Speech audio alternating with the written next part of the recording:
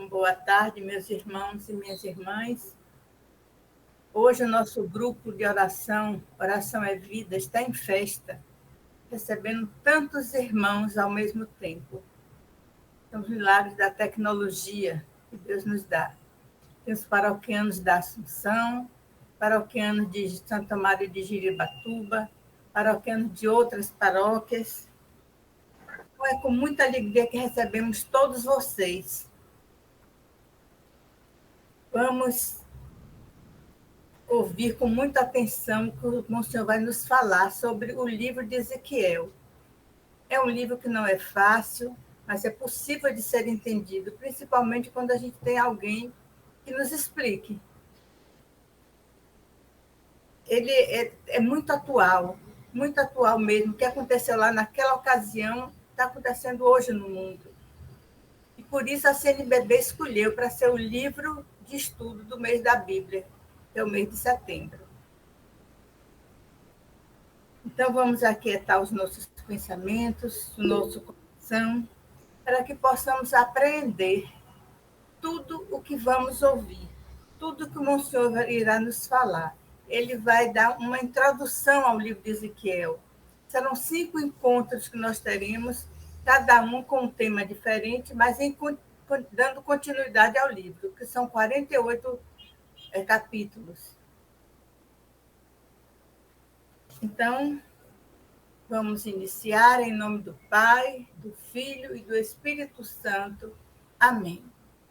E cantando, invoquemos a presença do Espírito Santo.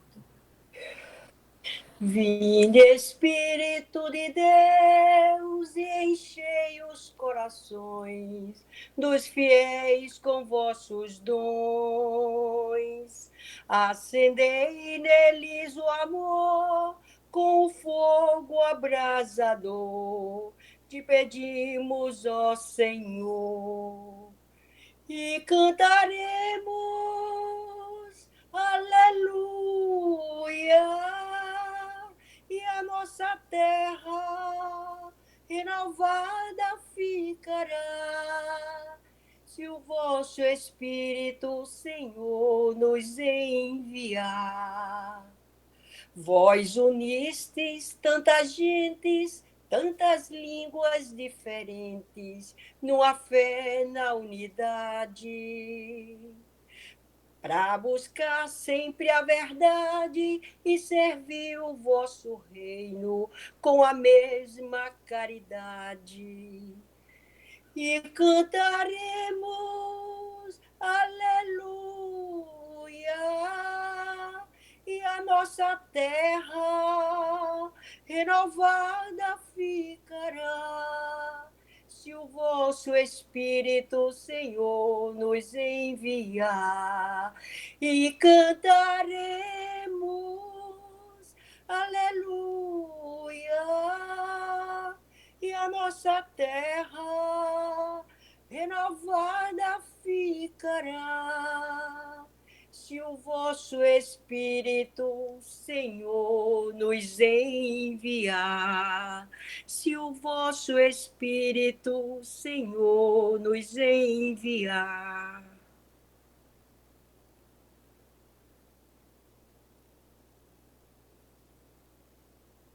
Monsenhor, a palavra é sua. Estamos todos ouvidos, atentos. Primeira coisa que eu queria lembrar a mim e aos irmãos, que nós acabamos de pedir que o autor da Bíblia estivesse conosco, o Espírito Santo de Deus.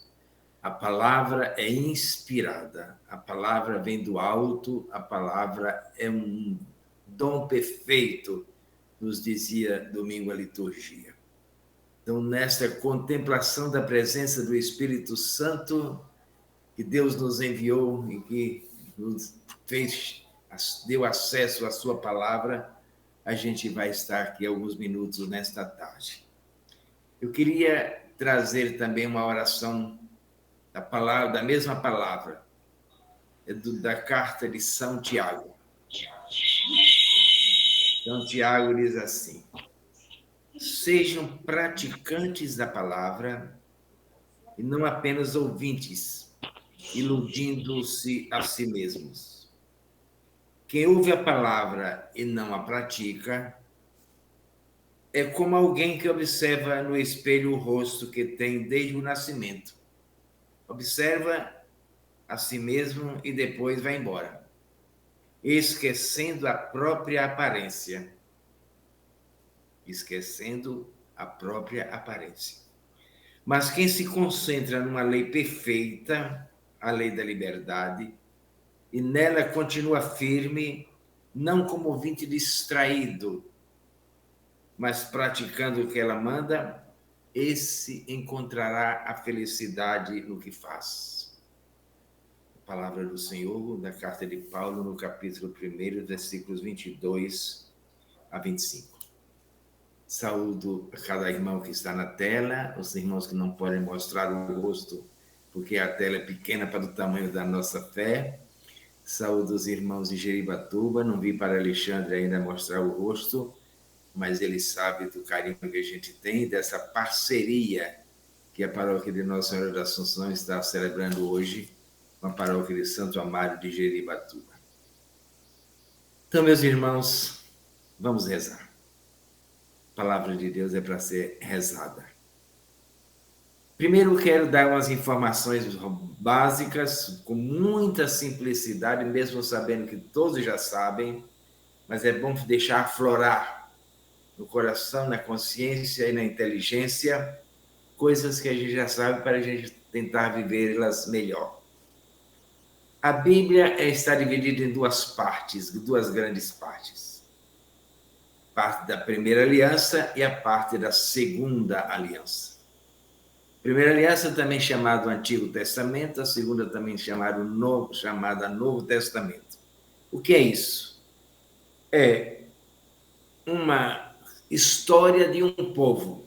A Bíblia é história. A história de Israel, o povo que Deus escolheu para com ele fazer uma aliança. Deus escolheu Israel. Deus escolheu o povo do Primeiro Testamento. Portanto, é a história de um povo. Mostra como esse povo surgiu, como se tornou escravo no Egito, como possuiu uma terra depois do Êxodo, como foi governado desde os juízes até os reis, quais as relações que teve entre outras nações, as alianças que fizeram, as macumunações que celebraram, como estabeleceram suas raízes e como viveu a sua religião. Apresenta seus costumes, costume daquele povo, a cultura daquele povo, os conflitos vividos, as derrotas e as vitórias e a geografia por onde esse povo circulou.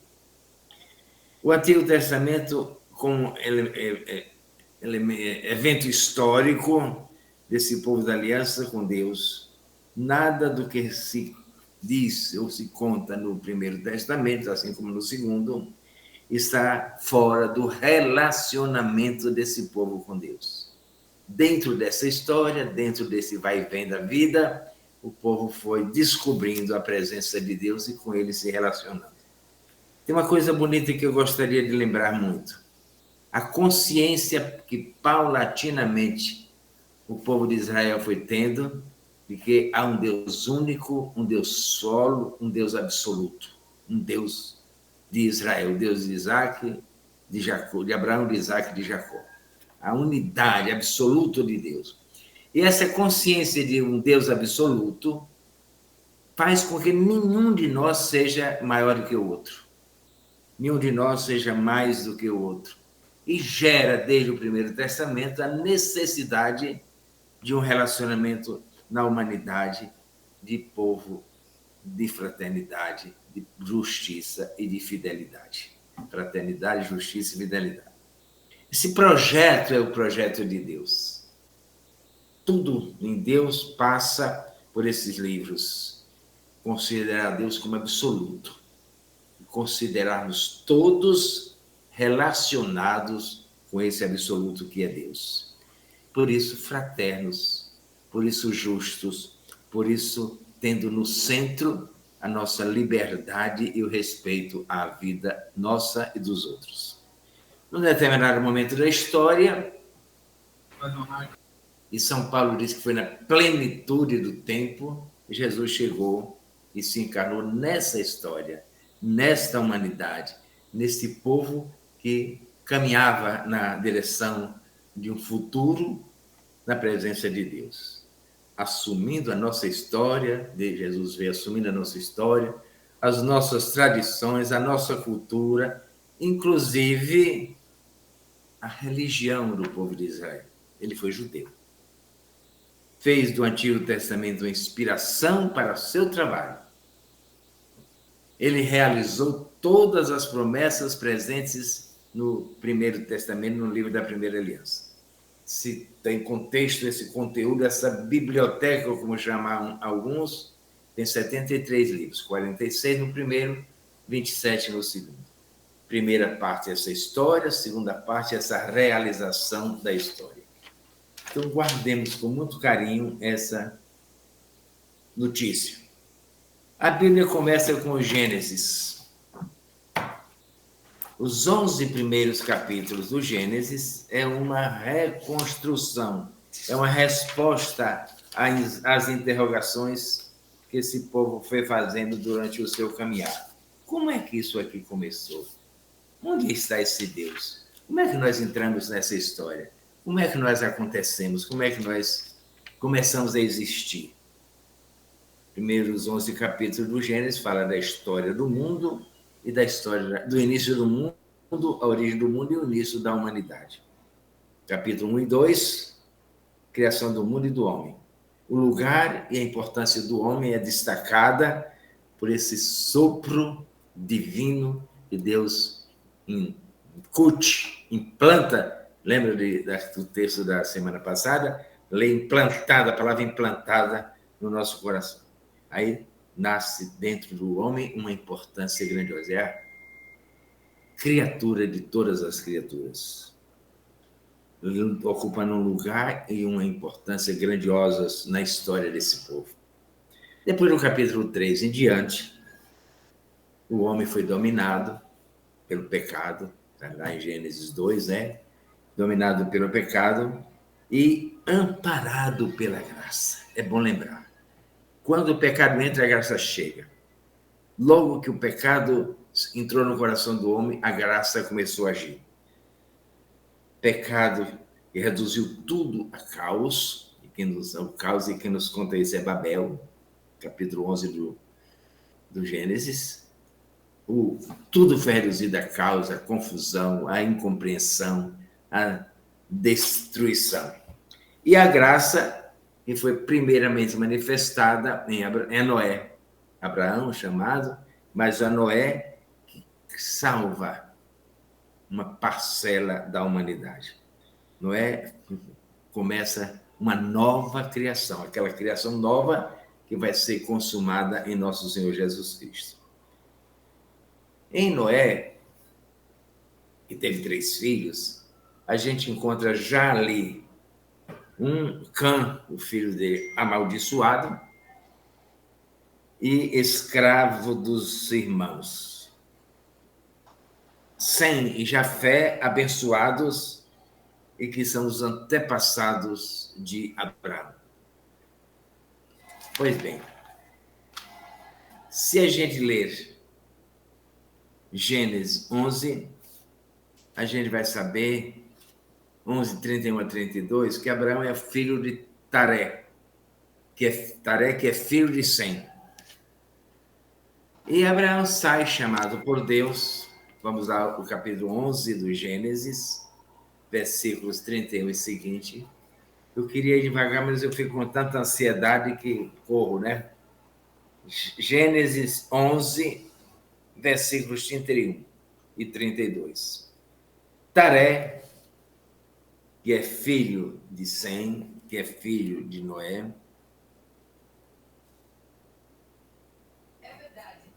e seu neto Ló,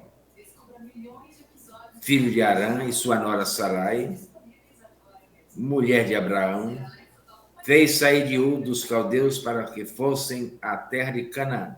Taré tomou seu filho Abraão, seu neto Ló, filho de Arã, e sua nora Sarai, mulher de Abraão. Ele os fez sair de Ur dos caldeus para que fossem à terra de Canaã. Mas quando chegaram a Arã, aí se estabeleceram. Noé não levou Abraão até onde Deus o levaria.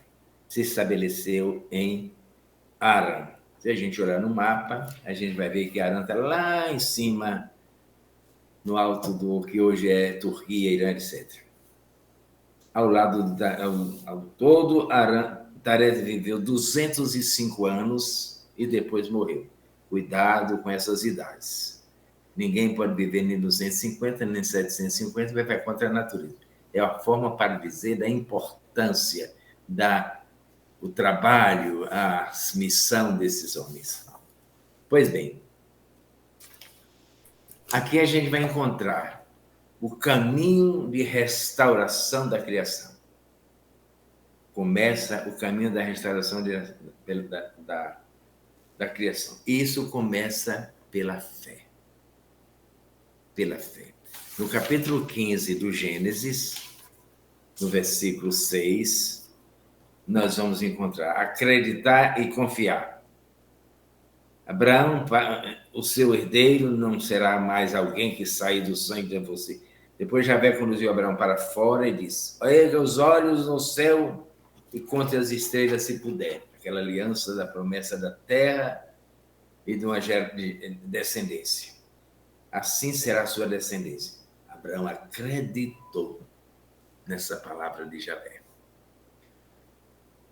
Isso lhe foi acreditado como justiça. Toda essa restauração, minhas irmãs e irmãos, toda essa reconstrução da vida se faz pela fé.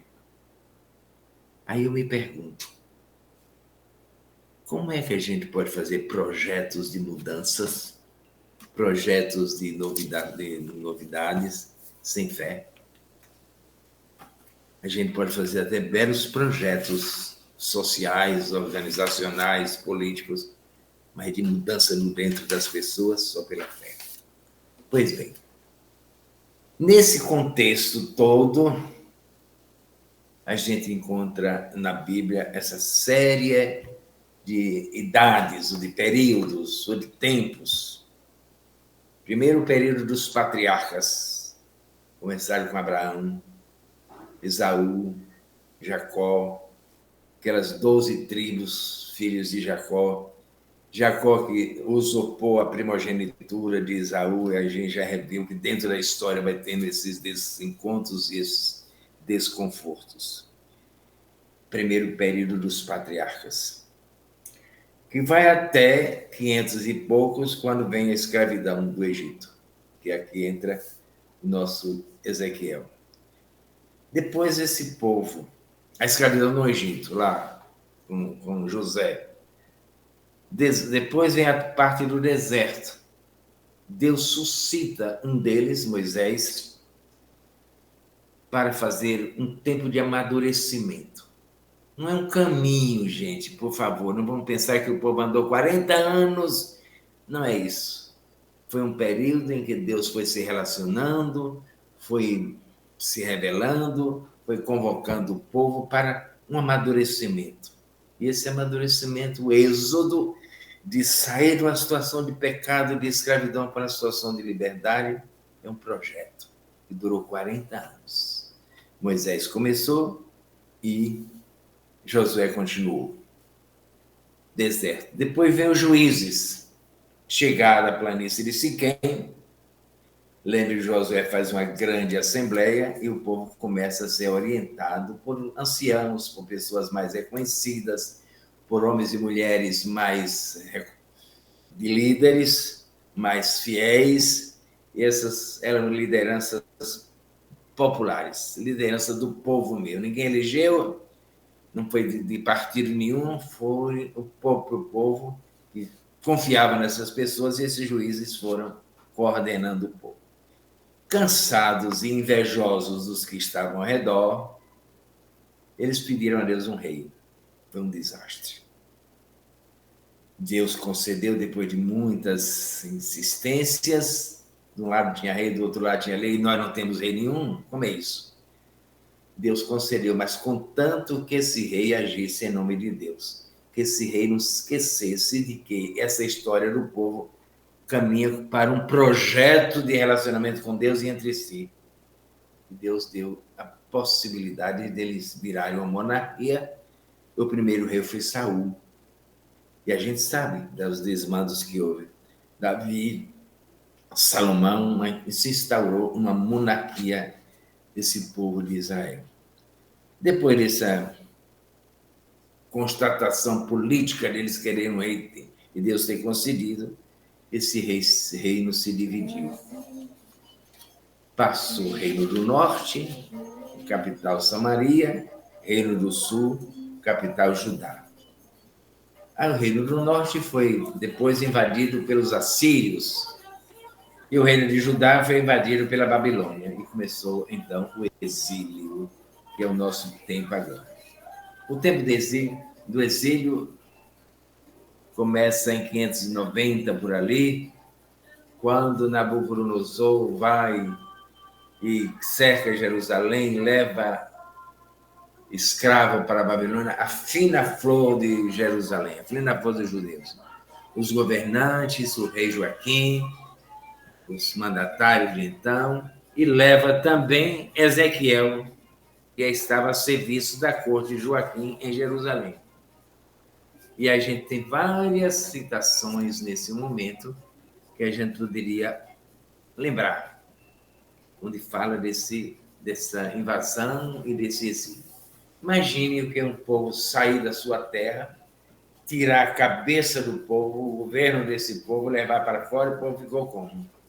Absolutamente desorientado, decepcionado, confuso. E isso em 2 momentos. Depois vem o período da restauração, que é o período da reorganização, que é um crescimento ainda dominado pelo povo da Babilônia. Tem os macabeus que se revoltam com isso, expulsam os estrangeiros de Jerusalém, da Palestina. Depois vem o período de romanos, com o Império Romano, e acontece Jesus. Vem o tempo de Jesus, já no domínio romano. E depois, como nós aprendemos recentemente com o padre João e Carlos Ribeiro, começa o tempo das comunidades dos apóstolos, o nosso tempo, o tempo da igreja. Então, desde o início dos patriarcas até hoje, uma linha de tempo, com altos e baixos, com problemas e vitórias e derrotas. Ezequiel está dentro do período do exílio. Não é um livro fácil, já disse Dona Gilce, mas ele é de uma atualidade que nos faz tremer. É muito atual o livro de Ezequiel. O povo estava sofrido, o povo estava destruído, o povo estava separado. Eu pensei aqui até hoje o momento de como esse livro é atual. Lá naquele tempo, estavam fora da sua pátria, desterrados, exilados. Hoje o mundo está como? Alexa, pare. É porque a Alexa estava falando mais forte do que eu. A gente tem guerras em vários países. A gente lembra de 2 maiores, mas tem muitas outras. Israel, faixa de Gaza, vai fazer um ano agora, 7 de outubro. Rússia e Ucrânia. Tem Burkina, que é um país lá na África Ocidental. Somália, na África Oriental. Sudão, no norte da África. Iêmen, no Oriente, lá na Ásia. Mianmar, Oriente, Nigéria, na África Ocidental. Então, muitos países, sem esquecer da nossa Venezuela. Sem esquecer também dos grupos de extermínio, dos influencers, ontem e hoje estão aí nas mídias, né? Que destroem as esperanças. A Venezuela, dizem, tem o maior número de presos políticos da história hoje. Anuncia-se e fala-se de um banho de sangue que acontecerá. Aqui na nossa paróquia mesmo, a gente já recebeu meninas vindas exiladas da Venezuela para cá. 280 milhões de pessoas no mundo passam fome. Olha, gente, 280 milhões no mundo passam fome. 700 milhões, diz a ONU. Essa é uma realidade. O livro de Ezequiel foi por aí. Ele foi acompanhando seus dirigentes, se instalou na margem do rio Cobar, é um afluente do rio Eufrates, e começou, a partir dali, 596, 586, depois do segundo exílio, começou a anunciar a possibilidade de um retorno. A primeira coisa que se destaca é que os profetas do exílio, especialmente Ezequiel, reconhecem a supremacia dos babilônios. Babilônia é uma Babilônia, é um povo grande, é um povo organizado. Vai para Ezequiel, no fim, depois de reconhecer isso, ele vai preso, vai para as masmorras, depois já volta. Foge para o Egito e ali dizem que morre em 586. Mesmo ele recusa o salvo-conduto e foge para o Egito. Esses profetas do Egito, a gente sabe, são Jeremias, Daniel, Oséias, Joel, profetas que anunciam a dor do povo, mas fundados na esperança da presença de Deus. Nesse caminho, a gente podia lembrar o quê? Os 48 capítulos de Ezequiel. 592, 570, ele exerce o seu profetismo. Ele foi colocado ali como sentinela, como atalaia, como um ponto de referência, com um chamado de atenção para o povo de Deus. Várias vezes, no texto dele, Deus fala, tu és minha sentinela, te coloco aí como atalaia.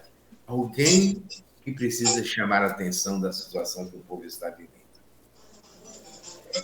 Ele, antes do livro de Ezequiel, a gente vai encontrar Isaías, profeta do Emanuel, anunciado do Messias, Jeremias, e entre tantas coisas ele fala da dor que o povo vive, Lamentações, que é imediatamente antes, Baruque, que é um deuterocanônico, não é reconhecido pelos nossos irmãos separados, mas também fala nesse sentido. O livro de Ezequiel, uma observação, é escrito em primeira pessoa. Eu. Ele age como pessoa. Ezequiel na Babilônia, enquanto Jeremias agia em Jerusalém, Judá. Daniel na corte da Babilônia. Os capítulos 1 e 3 de Ezequiel são a introdução mais bonita. No dia 5 do 4º mês do ano 30, datado, preciso, estando eu, primeira pessoa, junto com os exilados, aqueles da primeira leva dos governantes, à beira do rio Cobar, ele teve a visão. Primeira experiência do profeta é uma experiência de Deus. Ninguém se arvore ao caminho de ser profeta, ao ministério de profeta, sem antes fazer uma experiência de Deus. Ninguém anuncia a palavra de Deus sem antes ter uma experiência de Deus. Naquele dia, no dia 5 do mês, do ano 5 do regime do rei de Jeconias, a palavra de Javé foi dirigida ao sacerdote Ezequiel, filho de Buzi. Ele era sacerdote, a serviço lá de Jerusalém. Seu pai era um tal de Buzi, no país dos caldeus. Caldeus é lá na Babilônia, às margens do rio Cobar. Aí Javé colocou a mão sobre mim. Olha que bonito. Nesse momento de dor, houve exilado à margem de um córrego, rio Cobar, não é um grande rio, Javé colocou a mão sobre mim. O profeta foi escolhido, foi abençoado, foi consagrado pela mão de Deus para essa missão. E ele tem essa visão grandiosa, estupenda de Deus, da glória de Deus, que é uma visão de sabor apocalíptico. Se a gente vai no livro de João, no Apocalipse, a gente vai ver isso também, quando ele sobe lá no trono de Deus. É uma visão que ninguém pode entender. Eu estava hoje usando uma história para abençoar um carro, onde tinha as 4 figuras que Ezequiel vê aí na cabeça desses seres parecidos com homens: o boi, a águia, o leão e o que mais? E o boi e o homem. Então, ele tem essa visão estupenda, incompreensível, porque é uma visão mística, espiritual, não é um sonho, não é um desenho, não é um teatro. Ele entra em êxtase e vê isso aí. Do lado do norte soprava um vento forte. Foi então que eu vi uma grande nuvem, um turbilhão de fogo. Olha, as teofanias do Primeiro Testamento são sempre o fogo, é uma das formas de teofania, né? O fogo, o vento, o sopro de Deus, tal qual Moisés ouviu na sarça ardente, o fogo que queimava sem destruir. Havia claridade em torno da nuvem. E no centro, um brilho fascinante. Bem no meio do fogo, era claro, mas no meio do fogo havia algo que chamou-lhe a atenção, um brilho fascinante. Bem no meio do fogo. Do meio da nuvem, surgiu algo parecido com 4 animais. Por que essa visão? Eu não sei explicar. Sei que em alguns cultos mesopotâmicos tem essas imagens lá. Sei que os evangelistas usam essa imagem. Sei que a igreja adotou também na sua liturgia estes símbolos.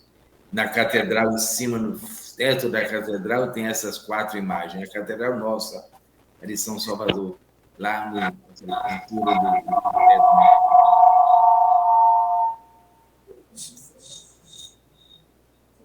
tem esses animais. Cada um tinha 4 rostos e 4 asas. O número 4 na Bíblia é muito simbólico, inclui a criação toda, os 4 lados, norte, sul, leste, oeste, os 4 horizontes pelos quais a gente pode ver o mundo. Cada um tinha 4 rostos e 4 asas. Rosto na frente, o rosto atrás, o rosto de um lado, o rosto do outro. A mesma imagem. Que coisa feia, né? Quem será que a gente saia correndo se fosse Ezequiel? Suas pernas eram retas e seus cascos eram seres humanos, mas tinham os cascos de boi. Unha partida. Por que será? Porque ia enfrentar uma dificuldade grande, né? E eu ter que correr muito. Eram brilhantes como bronze polido. Os cascos, como de vaca, eram brilhantes e polidos. Olha que beleza. Debaixo das asas saíram mãos humanas.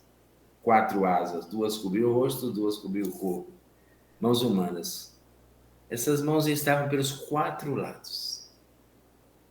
Era um negócio, um fantasma terrível. Seus rostos e asas também estavam voltados para as 4 direções. O mundo inteiro estava sendo visto por esses personagens. A asa de cada um encostava na asa do outro. Era quase uma coletividade, né? Ao se movimentar, eles não se viravam, mas cada um ia para frente, andavam na mesma direção. Andavam na mesma direção, guarde essa ideia. era parecido com o rosto de um homem, o rosto deles era parecido com o rosto de um homem. Do lado direito tinha aparência de leão, do lado esquerdo tinha aparência de touro. Os 4 tinham também aparência de águia. Leão, touro, homem e águia. As asas abriam-se para cima.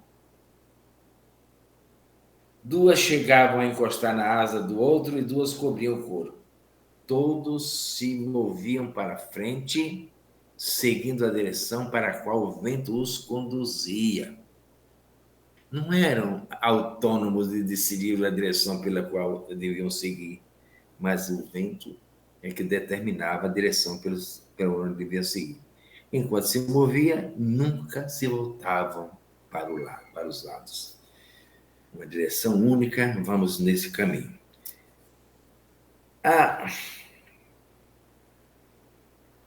Nessa região, os grupos do rio Cobá, no afluente ali do Eufrates, os israelitas se fixaram depois de levados para lá e ficaram ali como colonos, trabalhando a terra, vivendo do que podia.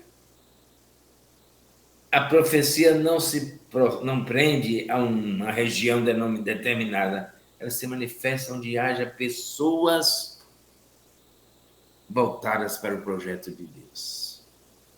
Não existe um lugar específico para a profecia. Não existe um campo reservado para os profetas. O profeta está onde houver necessidade de retomar o projeto de Deus. A vocação do profeta, sem dúvida alguma, começa com uma experiência e uma eleição de Deus. Ezequiel teve a mão de Deus posta sobre ele, foi consagrado, e ele teve essa visão. Usa o gênero literário do Apocalipse, da teofania, através de um furacão de nuvens, de tempestades, etc. Esse é o início do livro. Que coisa louca Ezequiel começar por aí, né? Essa visão louca de 4 seres que manifestam a glória de Deus.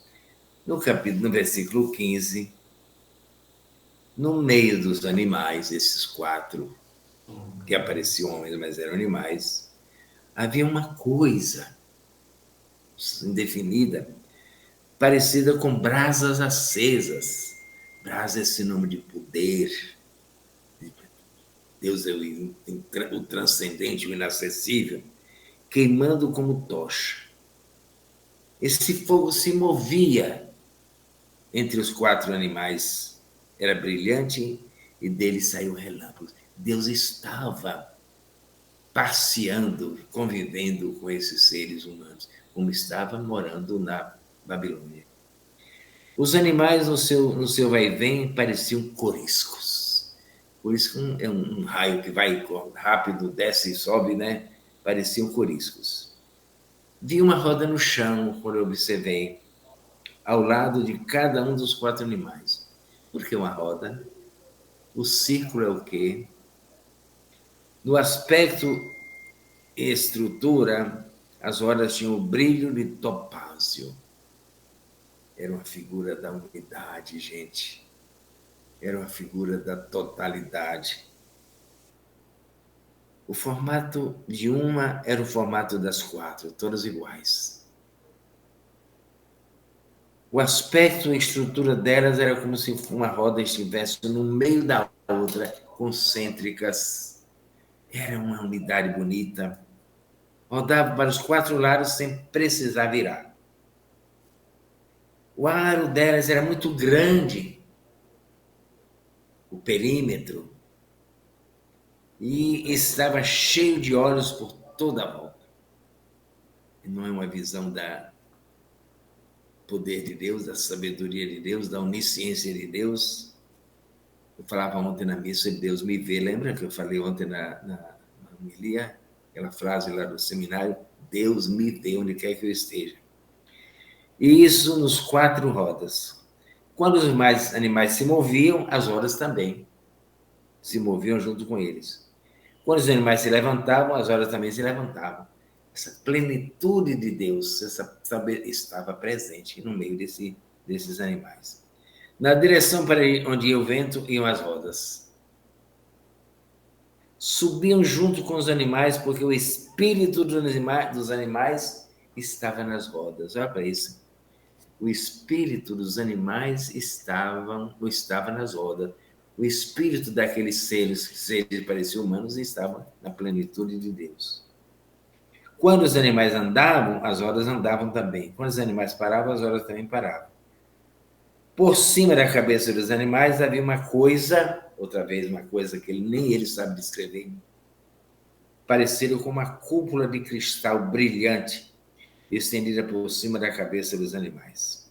Sob a cúpula, suas asas ficavam voltadas uma para a outra, e cada animal tinha suas asas cobrindo o corpo, defendendo-se. O barulho de suas asas, que eu escutei, parecia o estrondo de águas. Quem já foi lá em Cachoeiras embaixo lá, né? Como é que chama? No Rio Grande do Sul. A gente nem pode falar de barulho daquelas centenas de cachoeiras. Com uma voz do Todo-Poderoso. Olha aí. Quando se moviam, ouvia-se um barulho como que de tempestade, como de acampamento. E quando paravam, abaixavam as asas. Silenciavam, recolhiam-se. Ouvia-se um barulho por cima da cúpula que ficava sobre as cabeças dos animais. Havia algo parecido com uma pedra de safira em forma de trono. E nele, bem no alto, algo parecido com um ser humano. Olha que profecia linda. Como João vai lá no céu e vê como que um ser humano. Quem é? O Filho do Homem.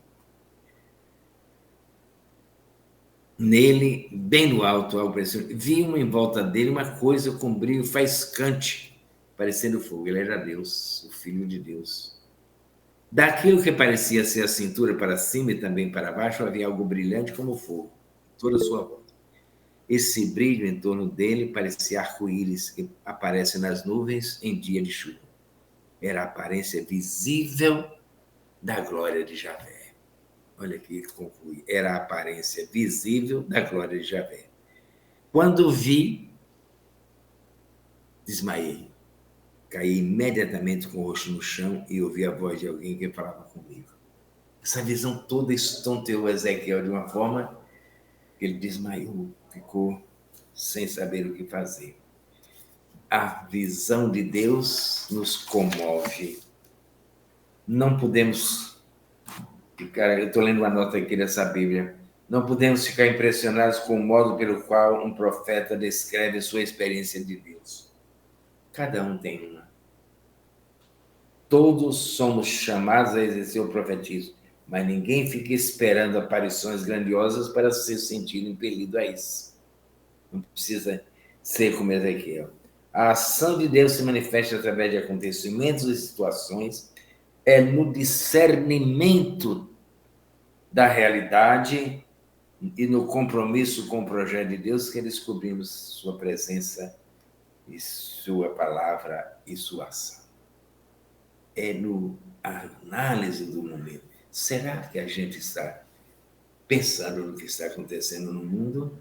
Será que a gente está pensando no que está aparecendo na família, no Brasil, na nossa igreja? A gente está analisando isso, a gente está rezando sobre isso. Ontem aqui, uma senhora meio cansada, revoltada, me dizia, Monsenhor Ademar, nunca mais eu liguei televisão. Porque só tem desgraça. E aí começou a criticar canal por canal, falando das coisas que a televisão nos mostra.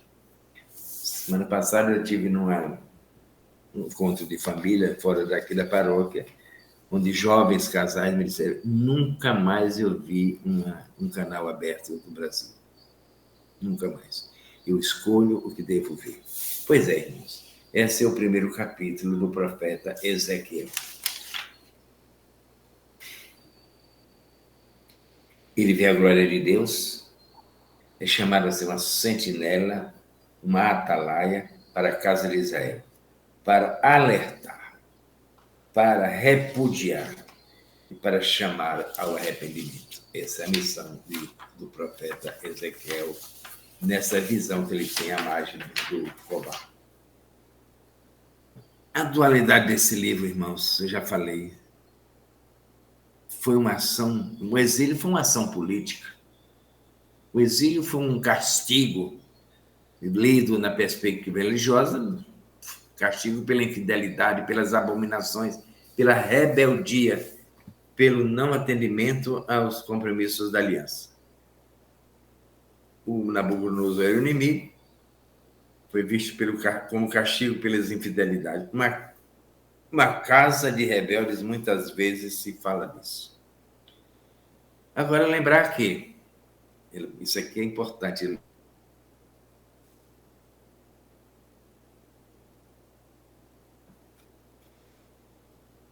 uma casa de rebeldes. Lembrar que Ezequiel foi formado na escola teológica da teologia davídica, teologia do rei Davi, onde Deus, Javé, era o Deus oficial, era o Deus único, poderoso, transcendente, glorioso, presente só no templo. Javé, esse Deus, escolheu Israel como seu povo, a gente viu lá no projeto da Bíblia. A aliança supõe nessa teologia davídica uma reciprocidade. Eu serei o teu Deus, tu serás o meu povo. Todas as alianças tinham essa tônica. Naquele tempo, o povo se reunia e louvava e fazia um culto nos lugares altos. A teologia davídica condena os lugares altos e elege o templo como lugar único do culto. Templo de Jerusalém, só no templo. E a teologia davídica condena impreterivelmente, fortemente, a infidelidade da aliança. Na teologia davídica, Deus se compromete com a dinastia davídica. E que Davi reinava para sempre. Lembra que o filho de Davi, lembra do tronco de Jessé, etc. É uma teologia davídica. Deus se compromete com essa teologia, daí o rei de Davi é aquele que vai reinar para sempre. O Messias vem daí. O rei davídico governará com direito e justiça, não é assim que Isaías anuncia o Messias? Na teologia davídica, o caminho da reunificação dos reinos, norte e Judá se funde outra vez. Um só rei para todo o povo de Israel, um só templo em Jerusalém. Joaquim, que ficou no lugar do filho de Joaquim, que foi para o exílio, ficou governando em Jerusalém, faz aliança com o Egito. Outra vez. O povo foi embora, ele ficou sozinho, com pouca gente, então ele foi buscar um apoio. Fez aliança com o Egito. Maltrata o povo, vai em busca de poder e de riqueza. E Jerusalém é cercada. Lembra, depois, no adiantado do livro, Ezequiel é convidado a pegar um tijolo e fazer uma maquete de Jerusalém, depois cercar com sentinela e ficar ali observando. Jerusalém foi cercada pelos exércitos da Babilônia por causa das alianças que eles fizeram com o Egito. A Babilônia veio e disse, não, você não pode fazer isso, quem manda aqui sou eu. E Joaquim é deportado em 597. Ezequiel vai junto. Para Ezequiel, aquele rei que foi para o exército, para o exílio com ele, era o verdadeiro continuador da dinastia de Davi. Por isso Ezequiel vai junto. Ninguém diz que Ezequiel foi forçado aí. Ele foi porque o rei foi. Da dinastia de Davi. Os exilados da primeira leva eram o verdadeiro povo de Deus, para Ezequiel, na teologia davídica. Portanto, a profecia de Ezequiel segue a teologia da monarquia davídica. A teologia davídica.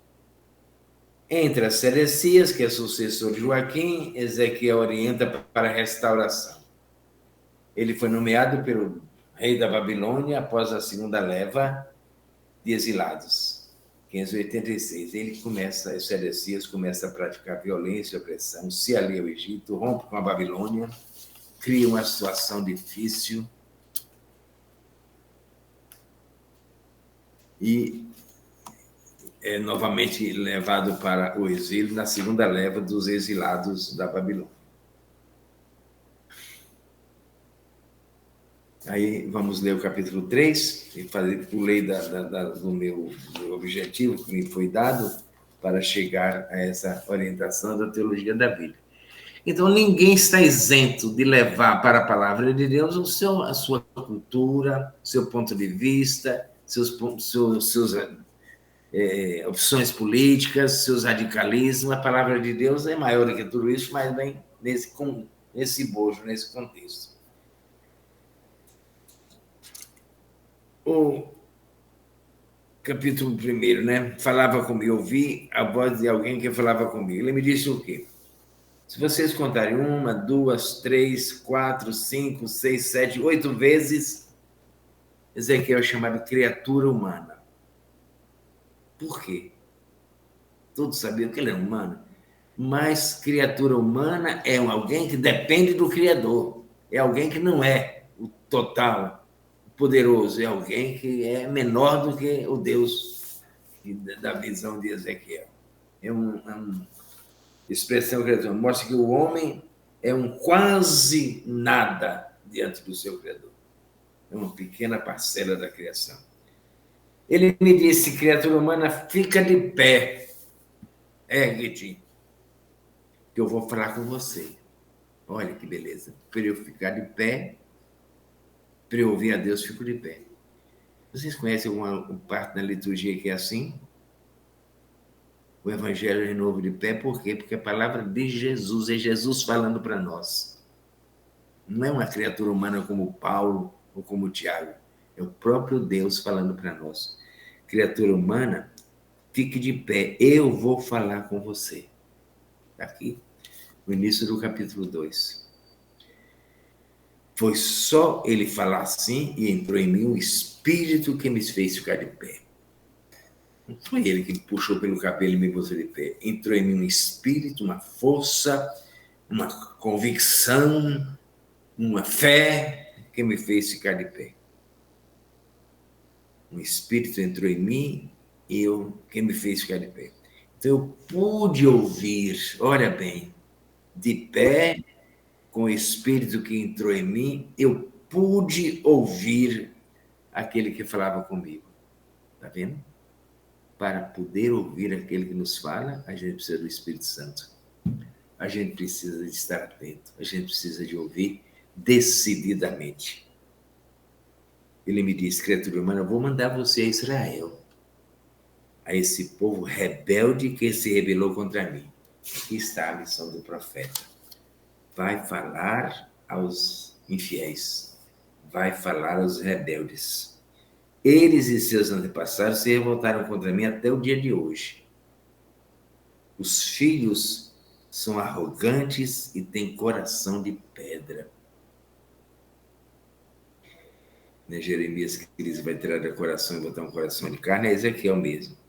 Eu envio você a eles e você lhes falará da seguinte forma.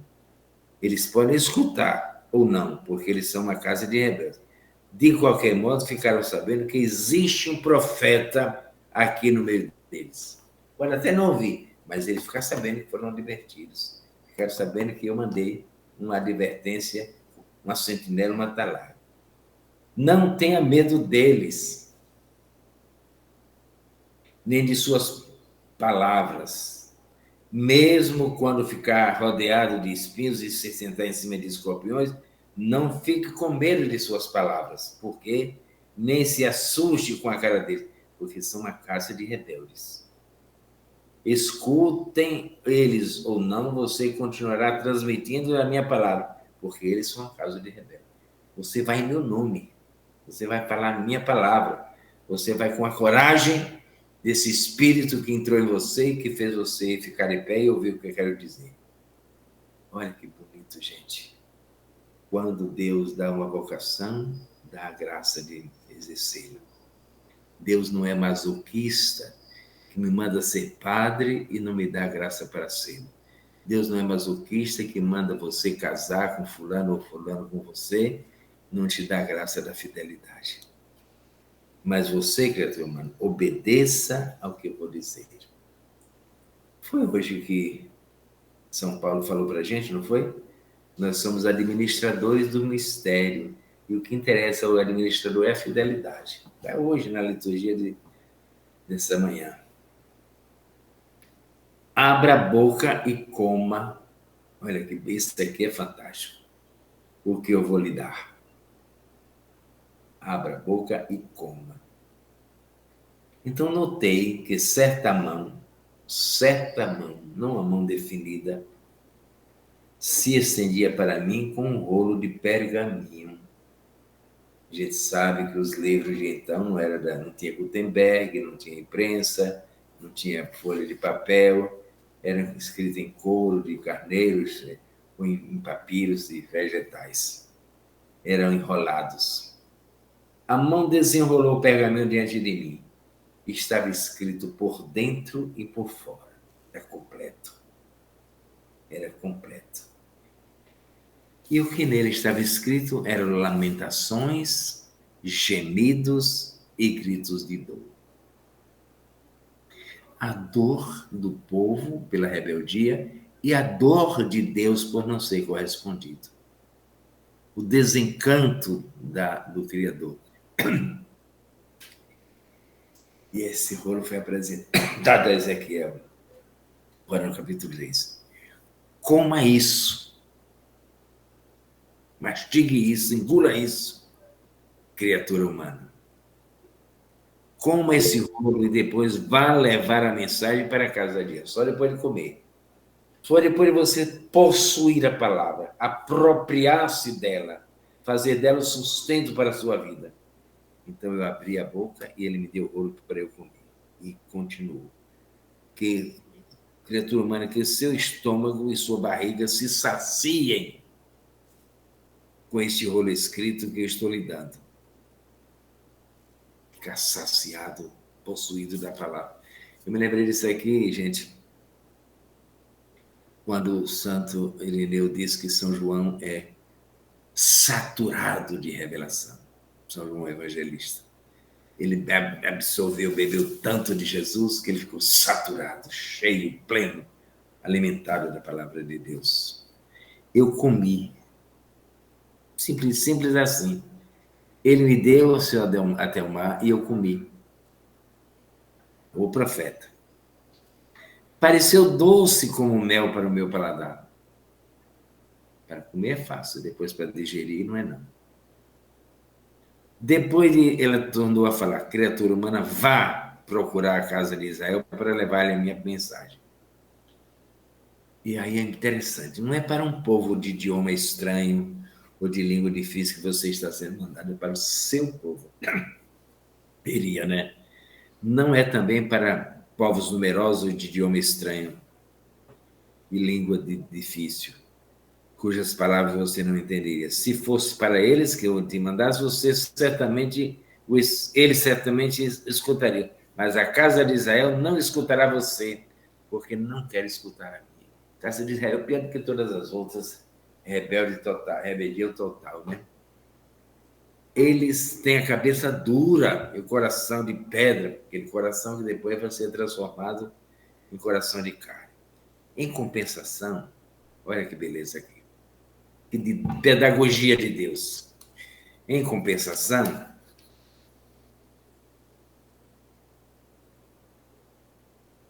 cadê, meu Deus? Eu farei com que o seu rosto fique duro como o deles. Para poder você resistir à dureza deles, você precisa ser duro também. Duro como o deles. Sua cabeça dura como a deles.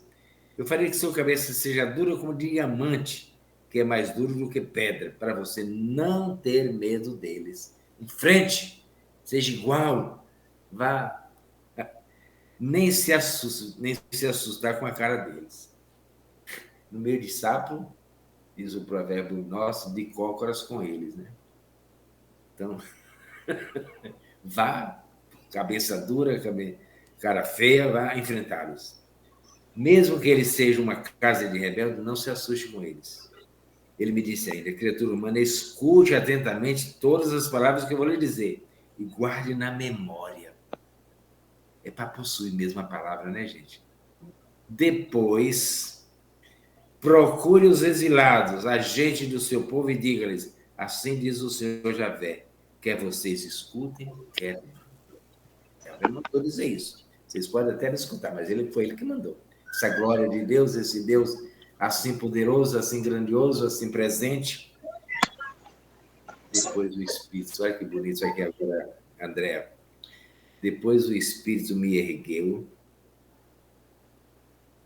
mandou-me de novo, e ouvi atrás de mim o barulho de um estrondo muito grande, enquanto a glória de Javé ia deixando o lugar e subindo para o alto. Ficou e afastou-se. O barulho desse grande estrondo era provocado pelas asas dos animais que tocavam uma na outra, e também pelas rodas que estavam junto dele. Era como o estrondo de um grande terremoto. A presença de Deus, a teofania, é assim. Já está na hora, gente? Está quase. O Espírito me ergueu e me arrebatou. Eu entrei em êxtase. Eu fui amargurado e irritado, pois a mão de Javé pesava sobre mim. Cheguei aonde estavam os exilados, né? Para ir para lá, para o lugar que tinha se mandado. Ele foi arrebatado e levado. Fui amargurado, fui amedrontado, fui ansioso. Que morava às margens do Cobá, onde ele estava antes. Fiquei aí sentado 7 dias, atordoado no meio deles. Olha que coisa bonita, gente. E aqui, depois desse momento teofânico, presencial com Deus, a glória de Deus manifestada, essa criatura humana que é nada diante do poder grandioso de Deus, passados 7 dias, recebi uma mensagem. Quem é que se retirava para o deserto quando ia fazer uma coisa grande? Quem é que subiu o monte para rezar? Quem é que se ia de noite e da madrugada para se recolher? Nosso Senhor Jesus Cristo, o Filho do Homem, Deus encarnado. Quando ia fazer o chamar dos apóstolos, ele se recolhia. Todas as decisões grandes, ele ia se entreter com Deus. Recebi uma mensagem de Javé. Criatura humana, estou colocando você como sentinela, olha que bonito, né? Para a casa de Israel. É da minha boca que você ouvirá a mensagem. Não escute outro. E o que aprender de mim, você vai lhes ensinar. Aqui vem a responsabilidade do profeta. Não é a minha opinião, não é a minha palavra, não é a minha ideia. É aquilo que eu escuto de Deus. Que eu como a palavra, que eu absorvo a palavra, que eu me sustento da palavra, que eu me recolho 7 dias na plenitude para refletir. Aí sim eu vou dar, é a minha palavra. Que aprender de mim, você vai lhes ensinar. Se digo ao injusto que ele deve morrer e você não avisar, a culpa é sua. Vai por aí, né? Aquela responsabilidade do profeta. Se você, porém, avisar o injusto, mas ele não voltar atrás do seu mau caminho, ele morrerá, mas você fica salvo. E você cumpriu sua tarefa. Não é Jesus que ele prega a tempo, é contra tempo, a gosto e contra gosto, proclame em cima dos telhados. Mas vou cobrar de você a morte dele, se você não avisar. Se você, porém, chamou a atenção do justo para que ele não pecasse e ele não pecou, então ele conservará a própria vida porque foi orientado e você também terá a sua própria vida salva. Essa comunhão de ideias, né? E agora vem uma coisa interessante, dona Gilce. A oportunidade da pregação. A agir no momento certo. A mão de Javé pousou sobre mim e ele me disse, siga para o vale. E aí vou lhe transmitir uma mensagem. Já tinha dado tantas ordens, agora mais uma. Siga para o vale. Devido às oposições, aos enfrentamentos, a missão se torna difícil, não é? Como a gente tem medo muitas vezes de anunciar aos nossos próximos, e muitas vezes o profeta fica impedido de agir. O importante é estar disponível e atento para discernir o momento certo em que se deve entrar em ação. Olha aqui. A mão de Javé pousou sobre mim e disse: siga para o vale. E aí eu vou lhe transmitir uma mensagem. Fui para o vale, e aí estava a glória de Javé, outra vez, presença de Deus ali, da maneira como eu a tinha visto antes, junto à margem do rio Cobar. Caí com o rosto em terra, mas o Espírito novamente entrou em mim e me colocou de pé e começou a conversar comigo. Uma troca, um diálogo, uma conversa. Vá para casa e fique trancado aí, porque vão amarrar você com cordas, criatura humana, a fim de que você não possa ir para o meio deles. Você vai ser impedido de ir, das dificuldades que você vai enfrentar. Farei que sua língua se cole no céu da boca, ser humano. Você ficará mudo e não poderá repreendê-los, porque eles são uma casa de rebeldes. Quando eu falar com você e abrir a boca, então você lhes dirá assim, diz o Javé. Quem quiser ouvir, ouça. Quem não quiser ouvir, não ouça, pois eles são uma casa de rebeldes. Há dificuldade, né, gente? A oportunidade. Não é qualquer hora, não. Espere, possua, guarde a palavra, recolha-se para poder você ir. Eu estou vendo gente cansada. Estou vendo aí, olha, tem gente inquieta, se mexendo e vai e vem. Vamos dar um tempinho? Eu tenho umas coisitas ainda para falar. Quem querem dizer alguma coisa, eu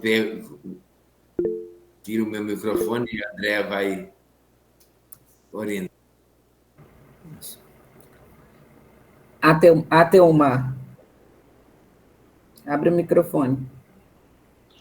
Boa tarde a todos. Eu sou da paróquia Santo Mário de Ibatuba.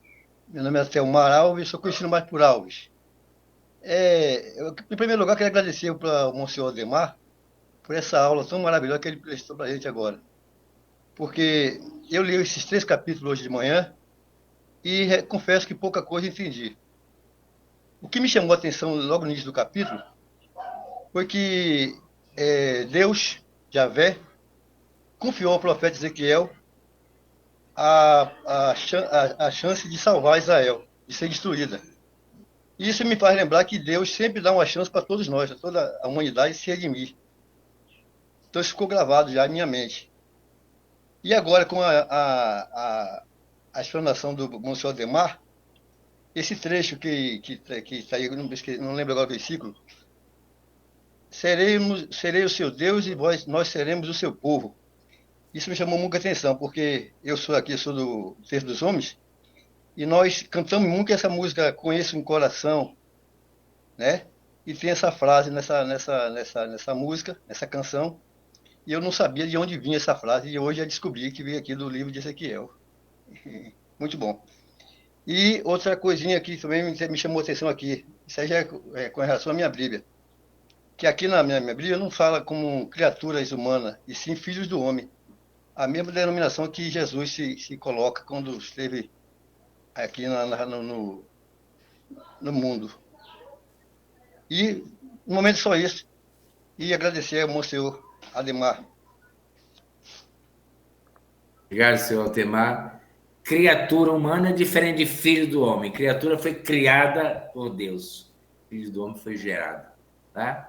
Do gerado e não criado, Jesus é o gerado, portanto é um filho. Nós somos criados. Criatura humana nesse sentido também, né? Mas Jesus gosta de se dizer o filho do homem porque ele é o novo Adão. Né? Agora, seu Altemar, quase Ademar, é difícil realmente o livro, né? Ainda mais que entra nessa perspectiva da linguagem, do estilo apocalíptico. eu queria lembrar a nós, né?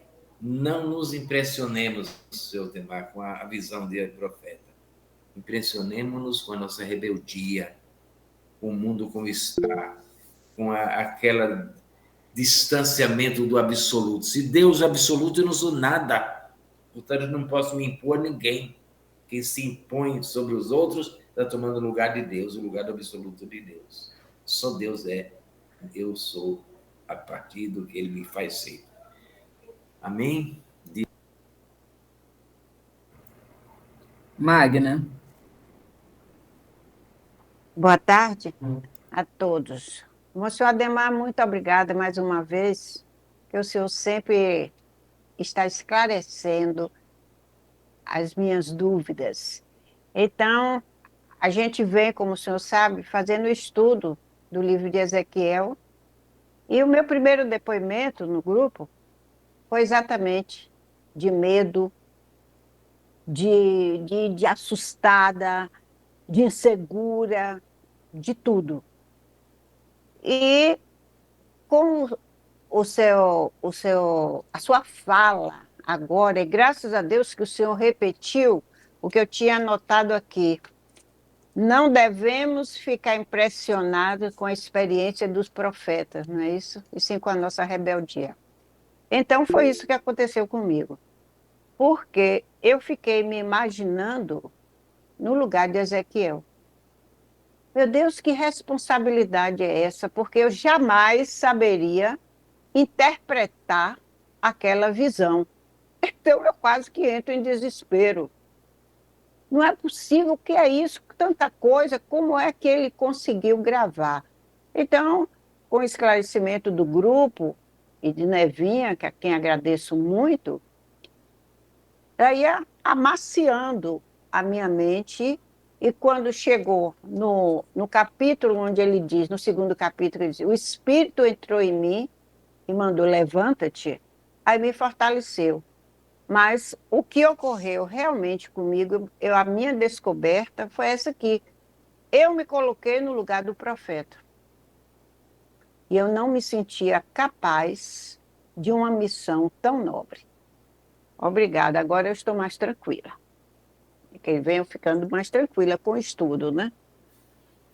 Oh, dona Magna, a gente há de muito estudar. Tem muita coisa para a gente descobrir, mas essencialmente tem muito silêncio para a gente fazer diante do projeto de Deus. Muita coisa que precisa deixar entrar pela força do Espírito Santo. Muita oração, muita oração.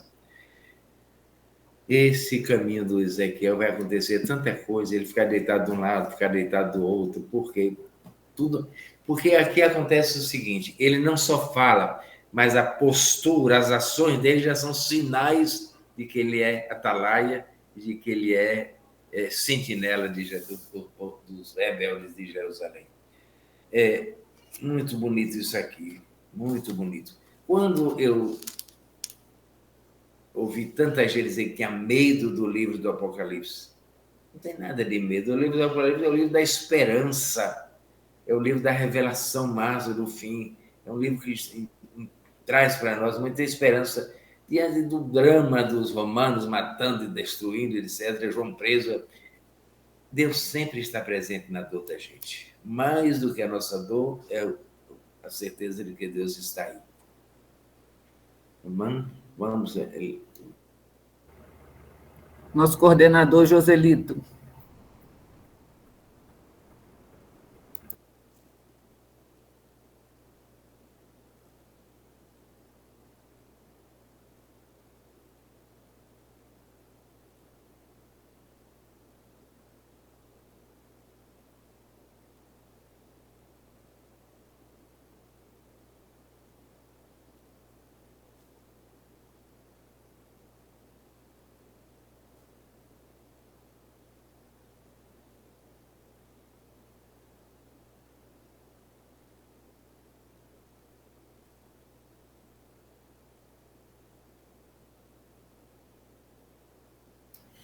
Quando a gente vê os castelos em cima da cobertura, que tem aquele muro com os recortes, os quadrados assim, aqueles recortes, aquelas janelas, digamos assim, chama-se atalaia, que é dali que o soldado via quem ia se aproximando. Era uma chamada de atenção. Dali que a arma disparava, né? Como é que chama? Aqueles arma grande que se usou tanto aqui na Bahia. Como é que chama, Zé? Canhões. Hein? Canhões. Canhões. Canhões. Pronto, tá bom. Atalaia é isso. Fernanda.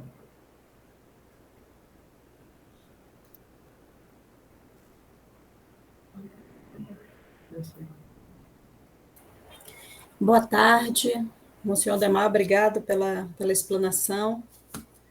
Teve duas coisas, né, que destacou para mim, que eu queria que o senhor esclarecesse, isso de levar a palavra de Deus, sendo possível um posicionamento político, tá? Isso para mim não ficou claro.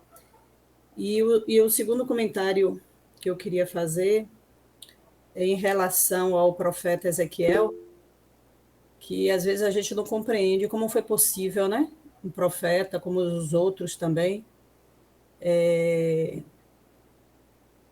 entender o que Jesus, o que Deus falou, né?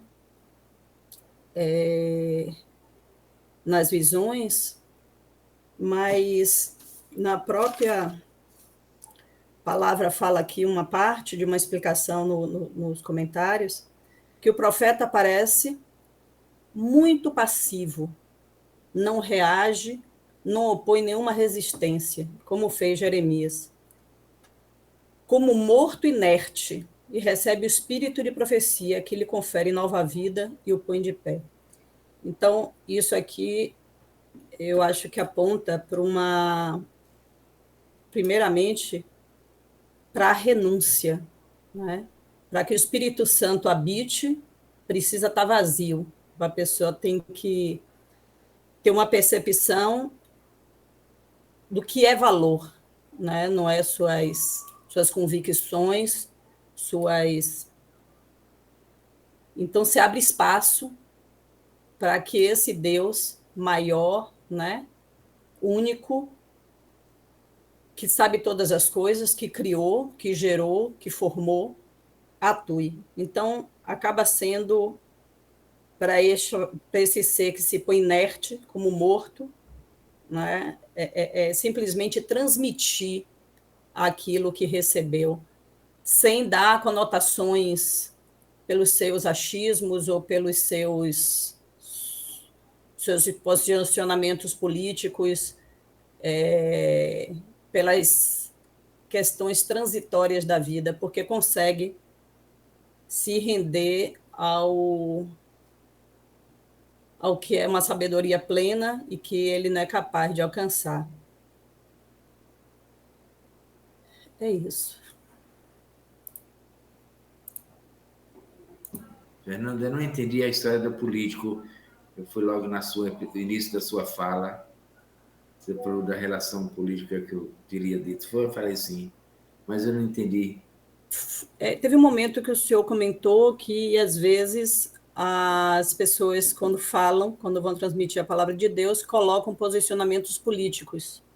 Eu não entendi, nesse momento, se isso seria algo natural, algo que a gente deveria... Desgraçadamente, a gente tem maquiado a palavra política de coisa ruim. Mas política é uma coisa boa. A minha posição política, eu estou falando para vocês agora, eu não renuncio ao meu ponto de vista, não renuncio às minhas fraquezas para eu poder falar. Então, o livro da Bíblia é político. Vejam o capítulo 36 do livro das Crônicas. Eu me esqueci de citar, porque era tanta coisa. Leiam o capítulo 36 do segundo livro das Crônicas, que é um livro histórico. É política pura. Né? A posição de Ezequiel junto ao rei Joaquim é política, estava lá no Profeta da Cor. Veja lá, capítulo 36 das Crônicas diz assim: Joaquim tinha 25 anos quando subiu ao trono. Esse Joaquim que foi deportado. E reinou 11 anos em Jerusalém. Fez o que Javé Deus reprova. Politicamente ele errou. O rei devia agir segundo o projeto de Deus. Nabucodonosor, rei da Babilônia, político, portanto, guerreou contra ele. O algemou e levou para a Babilônia, primeiro leva de exilados. Dos objetos do templo de Javé, Nabucodonosor levou uma parte para guardá-los em seu palácio na Babilônia. O resto da história de Joaquim, as abominações que praticou e tudo o que lhe aconteceu, está escrito nos anais dos reis de Israel e de Judá. Seu filho Jeconias lhe sucedeu no trono. Jeconias tinha 18 anos quando subiu ao trono e reinou 3 meses e 10 dias em Jerusalém. Fez o que Javé reprova, tal qual o pai fizera. Na passagem do ano, o rei Nabucodonosor mandou prendê-lo e levá-lo para a Babilônia, porque ele tinha feito alianças com o Egito, com os objetos preciosos do templo de Javé. Como rei sobre Jerusalém e Judá, ele colocou Sedecias, outro, irmão de Jeconias. Sedecias tinha 21 anos quando subiu ao trono e reinou 11 anos. Fez o que Javé Deus reprova. Joaquim, filho dele, e o outro, o neto dele. Além disso, ele se revoltou contra o rei Nabucodonosor, ao qual tinha jurado fidelidade em nome de Deus. Se obstinou e não quis converter-se para Javé, o Deus de Israel, que era o Deus que estava sendo celebrado e apresentado lá no exílio por Ezequiel. Se obstinou, etc. As autoridades, os sacerdotes e o povo também aumentaram os crimes que cometiam. Isso é imitando as abominações das nações. E foi por aí afora, né? Foi uma sucessão de infidelidades que foi gerando essa necessidade de um profeta sentinela para chamar a atenção para a restauração, para a volta, para a conversão. Diga, André. Padre Alexandre quer dar tchau, que ele tem que sair. Deixa eu ver se ele ainda está aqui. Tá. O senhor quer falar, padre, antes de sair? Ele vai celebrar a missa. Pronto, já estou bem atrasado aqui. Sua bênção, Monsenhor. Olá, todos vocês. Obrigado por tudo. Obrigado por esse acolhimento. Então, já que deu tempo de falar um pouquinho aqui, que a missa é 5 horas, já estou atrasado aqui. Então, realmente agradeço, Monsenhor, essa elasticidade do seu conhecimento, né, que nos trouxe um panorama, uma profundidade, né, na explicação do texto e não ficou ali na mesmice, digamos assim, que não é mesmice, né, da explicação apenas ali literal do texto em si, dos capítulos em si, né, mas nos colocou dentro do texto.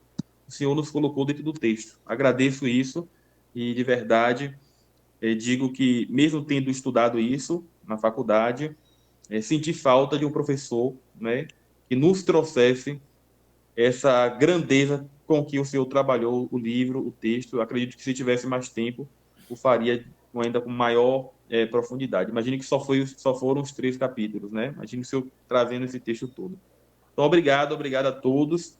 Paróquia de Jiribatuba agradece de verdade, muita gente está entusiasmada. Recebi muitas mensagens aqui de pessoas que não puderam participar, porque aqui a gente tem sempre celebração à tarde, né? Então, 4, 5 horas a gente sempre tem celebração. O Padre Carlos já saiu para celebrar, cada comunidade se organiza também na sexta-feira de um modo.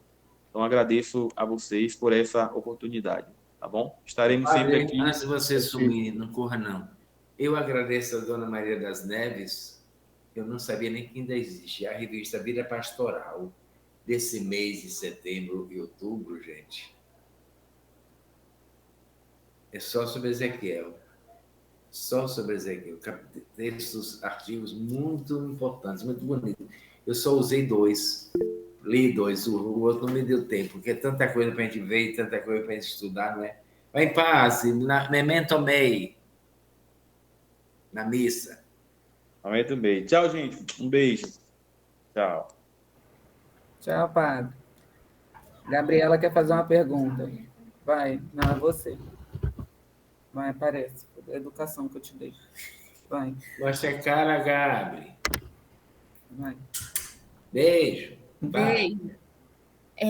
Monsenhor, quando eu e minha mãe estávamos estudando, a gente teve a dúvida de se as criaturas que apareceram eram anjos. E se eram anjos, todos os anjos aparecem daquela mesma forma que Ezequiel descreveu? Quem sabe, Gabi, a visão de Ezequiel foram esses monstros, né? Que revelavam a grandeza e o poder de Deus. Pareciam monstros, né? Mas cada pessoa, é uma visão, aí não pode entender o que é que ele viu. Ele descreve. O que interessa é a lição, o conteúdo que ele quer dar com isso aí, que Deus é poderoso, que Deus é grande, que Deus se manifesta, que a glória de Deus é maior do que a nossa pequenez humana, né? Claro, o anjo Gabriel apareceu a Nossa Senhora, nem mostrou como era a cara. Boa tarde, Nossa Maria, grande, cheia de graça. Nem se diz qual era a figura do anjo Gabriel, né? Mas aí o anjo que apareceu, Tobias, o Miguel, o Rafael, etc. Então, tem muitas aparições de anjos diferentes, dependendo do momento e da história que ele vem trazer para nós. Fique com medo não, viu? Anjo não é feio, não, é mensageiro de Deus. Ela tem outra pergunta, vai, rápido, do Espírito. Fala que o Espírito levantou Ezequiel. Aí ela ficou em dúvida se era o Espírito Santo ou O se Espírito de Deus pulou para cima. Quando a gente começou aqui, Dona Regina não cantou o Espírito Santo, eu disse, o autor da Bíblia é o Espírito de Deus. Pegou, traz a palavra para Ezequiel. Pronto? Ipalmar. Dona Ipalmar. Dona Ipalmar não pode mostrar o rosto, não, que ela está em grupo, né? Eu acho que ela saiu.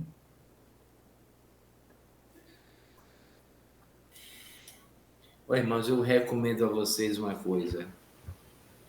Busquem ler esses profetas. Dá tempo a gente ler. Um profeta a gente lê numa sentada. Por exemplo, o profeta Baruque, o anterior a Ezequiel. As Lamentações, o livro das Lamentações, que é atribuído a gente. Leiam o livro das Lamentações. E releiam todo o livro de Ezequiel para ver quanta coisa bonita a gente vai fluir, vai vir na nossa cabeça. Mas rezem, rezem e rezem. Dona Gilce.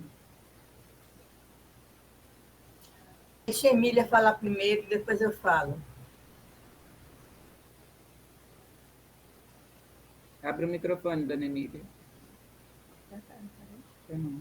Tá. A voz não está saindo, Dona Emília. Está aberto o microfone. Aumente o volume do celular.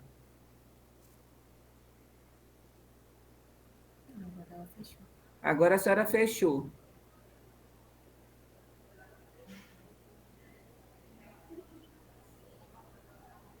Está fechado o microfone, Dona Emília.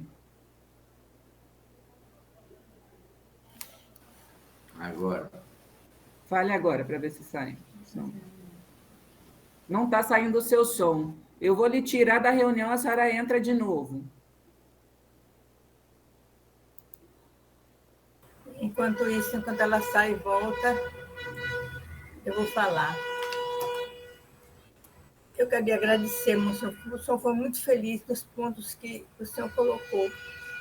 E ficou de uma forma assim prática para a gente fazer o que foi dito no capítulo 3, no 2 e no 3, não é? Pegar a palavra de Deus e comer, assimilar, para que o que a gente possa colocar para os irmãos em palavras ou em atitude de vida esteja dentro da lei de Deus, seja a vontade de Deus, para que a gente possa verdadeiramente testemunhar a presença de Deus em nós.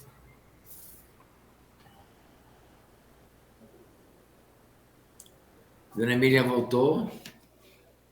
não queria deixar sem ouvir a reflexão dela. Ainda não. Ô, meus irmãos, vejam aí a importância que tem a proclamação da palavra durante as liturgias. Eu não posso ler a palavra no ambão. Eu tenho que possuí-la antes para poder proclamar a palavra, que não é minha, é de Deus.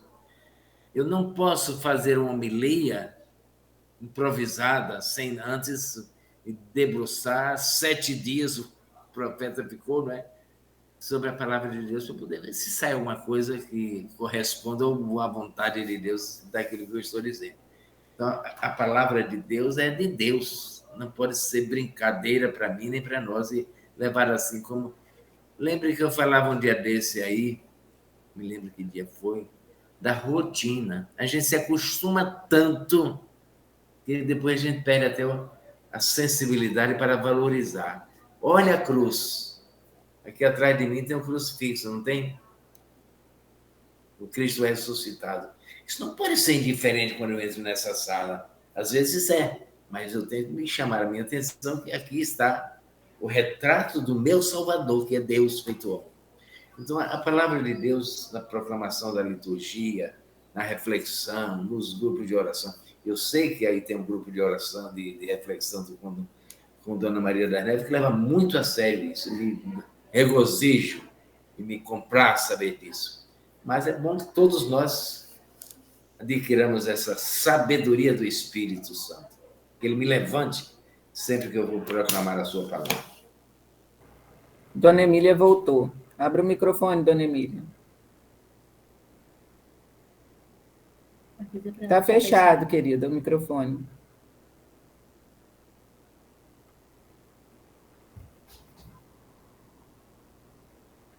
Clica no celular, na tela do celular e depois vai lá no microfonezinho.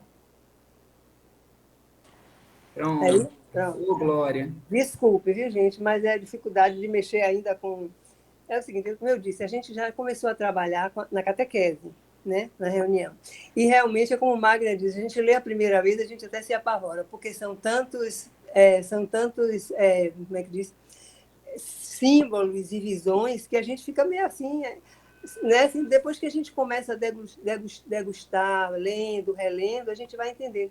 E aí termina com aquela bela visão que Ezequiel tem de Deus, né? Ele se revelou de forma majestosa, de forma luxuosa, incomum, como se estivesse preparando Ezequiel para a missão. Então, aquilo assim, me deu assim, eu fiquei feliz de ver essa parte, né? E a gente percebe também a santidade e a superioridade de Deus. Então, para mim, tirou aquela imagem, porque o início, realmente, para a gente se acostumar, a gente fica meio apavorada, né? Ver tanta coisa, assim, para colocar aquilo na cabeça, no coração e entender. Aí depois a gente vai lendo, relendo, e aí chega a essa beleza dessa visão.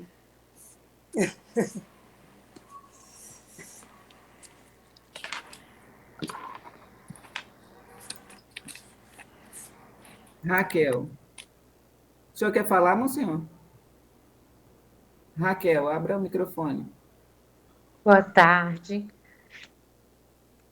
Eu queria colocar que, para mim, assim, está sendo enriquecedor, né? Porque eu falei, Jesus, não posso perder essa oportunidade, né, de me aprofundar.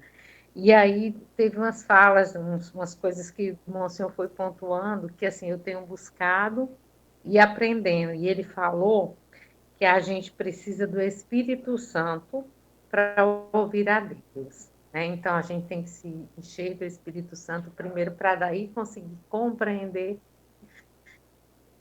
Foi o que ele fez, né?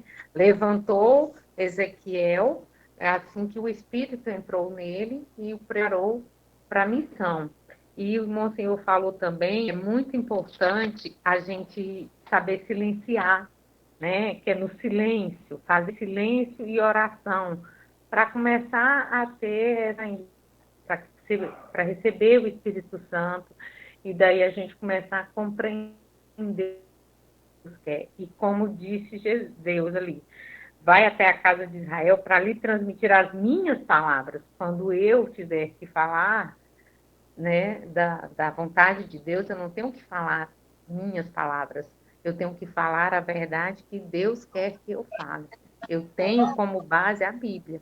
Ela está lá, com tudo que eu preciso, né? Então, que a gente sempre, através do silêncio, da oração, vá abrindo, assim, eu gostei dessa parte que o Monsenhor falou muito, para mim, né? Tocou muito a mim, que a gente precisa pedir o Espírito Santo para que possa compreender e apropriar-se da palavra de Deus e ser fiel, obedecer a essa palavra. Não é a nossa vontade, não é a minha palavra, não é o que eu acho. Não, eu não preciso achar. Eu preciso me apropriar do que Deus tem para me dar, né? Através pedir sempre o Espírito Santo, né? Fazer silêncio, isso. É isso. Muito bem. Gostei. Então, irmãos, o que sobra para nós? Deus se revela a nós na história. Ele nos escolheu, constituir a minha igreja, antes foi o meu povo, agora é minha igreja, minha família, para que a gente seja fiel. Ele será o nosso Deus, em Cristo Jesus, que fomos salvados por Ele, mas Ele quer de nós uma fidelidade, Ele quer de nós uma relação de amizade e de filiação. Então, vamos pedir que o Espírito Santo nos ajude a crescer cada vez mais.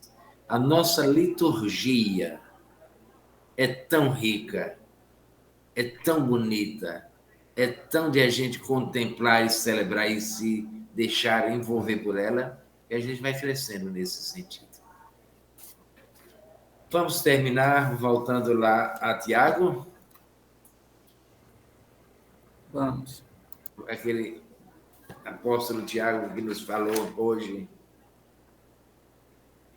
Eu já desmarquei aqui, mas vou achar. Sejam praticantes da palavra, não apenas ouvintes, iludindo a si mesmos. Quem ouve a palavra e não a pratica é como alguém que observa no espelho o rosto que tem desde o nascimento. Ali a minha cara. Observa a si mesmo e depois vai embora, esquecendo até a minha aparência.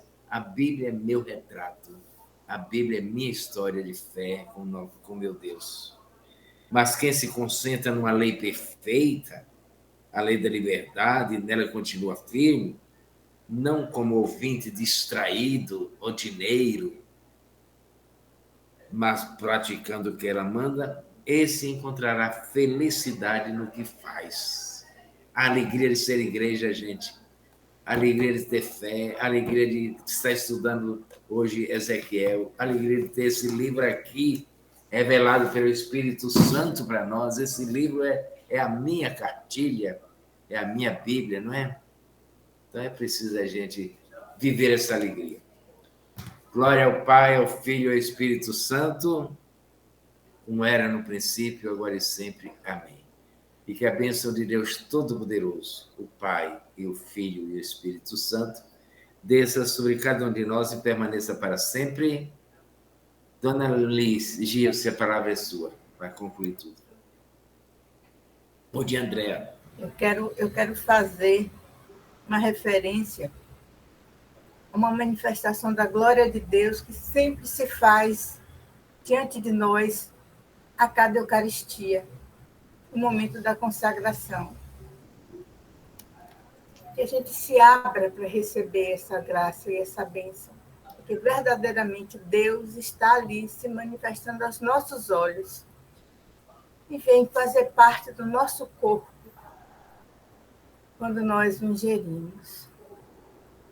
É a palavra viva, ingerimos e comungamos diariamente. Muito obrigada, Monsenhor, muito obrigada mesmo. Eu estou achando de que o tempo da reflexão, talvez a gente precise de aumentar, porque tanta gente ainda querendo falar e não tem uma oportunidade ímpar da gente ter esses esclarecimentos. Mas o tempo está se aproximando, o Senhor vai celebrar daqui a pouco também. Outras pessoas que estão aqui vão para a igreja. Então, vamos encerrar. Eu vou pedir a Regina. Dona Ilse, antes de encerrar, o número de pessoas passou de 60, não foi? Graças a Deus. Chegamos a 97. 96. 96. Glória a Deus, glória a Deus, glória a Deus. Glória a Deus.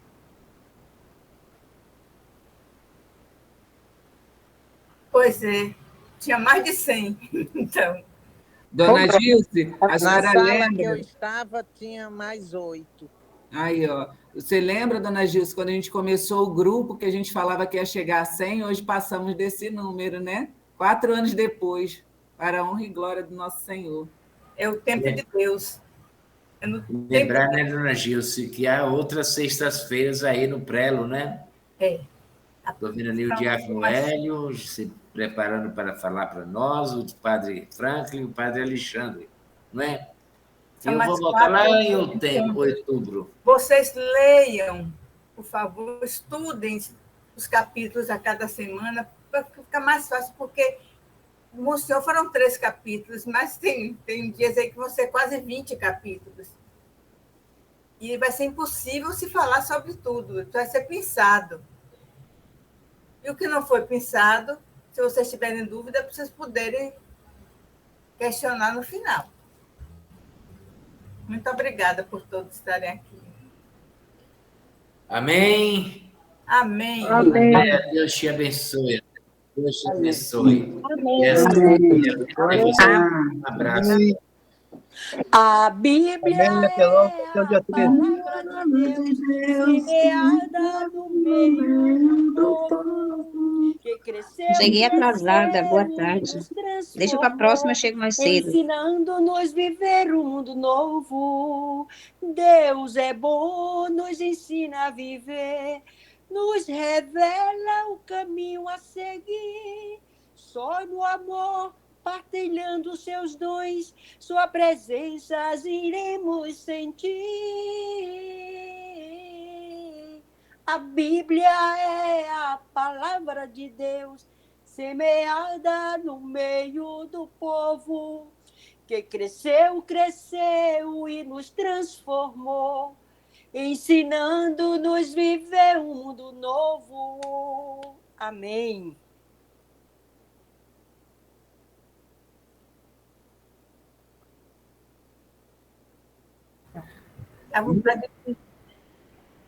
Oi? Acabou. Obrigada, Joselito, nosso coordenador da PASCOM. Sempre presente, nos ajudando hoje. Muito obrigada. Deus te abençoe. Obrigada a todos.